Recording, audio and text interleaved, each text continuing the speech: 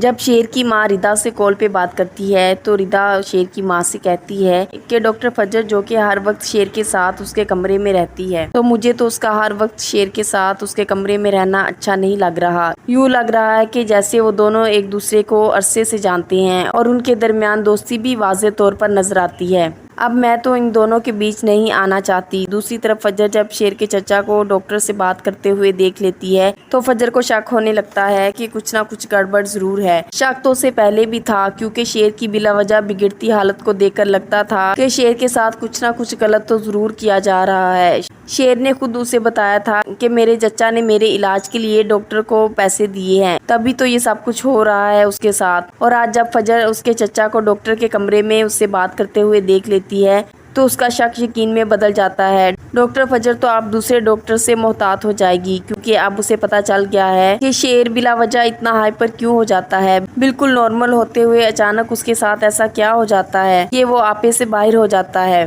جب ڈاکٹر فجر شیر کی رپورٹس باہر سے کروانے کی کوشش کرتی ہے تو تب دوسرا ڈاکٹر بہت زیادہ غصے میں آ جاتا ہے۔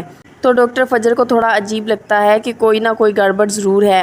اب ڈاکٹر ایک دوسرے ڈاکٹر کو ڈاکٹر فجر کی نگرانی پر مامور کر دیتا ہے تو ڈاکٹر فجر کو بھی معلوم ہو جاتا ہے کہ میری جاسوسی کی جا رہی ہے۔ دوسری طرف شیر کی ماں ڈاکٹر کے پاس آتی ہے اور ڈاکٹر سے گلہ کرتی ہے کہ ڈاکٹر فجر ہر وقت شیر کے کمرے میں کیوں موجود ہوتی ہے، وہ ہمارے رائول کی بیٹی ہے، اس لیے آپ کو چاہیے کہ ڈاکٹر فجر کو شیر کی دیکھ بھال کرنے سے ہٹا دے۔ ڈاکٹر بھی تو اب یہی چاہتا ہے کہ ڈاکٹر فجر شیر سے دور ہی رہے اور اب گھر والے بھی یہی ڈیمانڈ کر رہے ہیں کہ ڈاکٹر فجر کو شیر کا علاج نہ کرنے دیا جائے۔ ڈاکٹر تو یہ اب حکم جاری کر دے گا کہ ڈاکٹر فجر اب شیر کا علاج نہیں کرے گی۔ دوسری طرف ڈاکٹر فجر شیر سے کہہ دیتی ہے کہ تم ہسپتال کی طرف سے دی گئی کسی قسم کی میڈیسن مت کھانا، اور اسے بہت اچھے طریقے سے سمجھاتی ہے اور کہتی ہے کہ جب بھی تمہیں میڈیسن دی جائے تم اسے منہ میں سائڈ میں رکھ لینا اور پھر موقع ملتے ہی چھپا دینا۔ اب تو بدرزمان کی بھی یہی کوشش ہے کہ شیر اس دنیا سے ہی کوچ کر جائے۔ تو کیا اب ڈاکٹر فجر شیر کو بچانے میں کامیاب ہو پائے گی؟ شیر بھی اب ڈاکٹر فجر کی ہر بات ماننے کے لیے تیار ہو جاتا ہے اور اس کی کہی گئی بات پر عمل کرتا ہے۔ جیسے ہی اس کو میڈیسن دی جاتی ہے تو وہ میڈیسن کھانے کی ہی ایکٹنگ کرتا ہے کیونکہ اس کے کمرے میں کیمرے لگے ہوئے ہیں اور سب کچھ کیمرے میں ریکارڈ ہو رہا ہے۔ اس طرح شیر میڈیسن نہیں کھاتا اور چپکے سے میڈیسن فجر کی پاکٹ میں ہی رکھ دیتا ہے۔ اس طرح ڈاکٹر فجر کو بھی آئیڈیا ہو جاتا ہے کہ شیر کی طبیعت کے مطابق اسے کس طرح کی میڈیسن دینی ہے اور اس طرح ڈاکٹر فجر اس کی حالت کو بہتر بنانے کی میڈیسن دے گی، جبکہ دوسری طرف ڈاکٹرز کی بھرپور کوشش ہوتی ہے کہ شیر کو غلط دوائیاں دے کر اسے پاگل بنا دیا جائے، اور اس کے لیے ڈاکٹر اس کے چچا سے ایک بھاری رقم بٹور رہے ہیں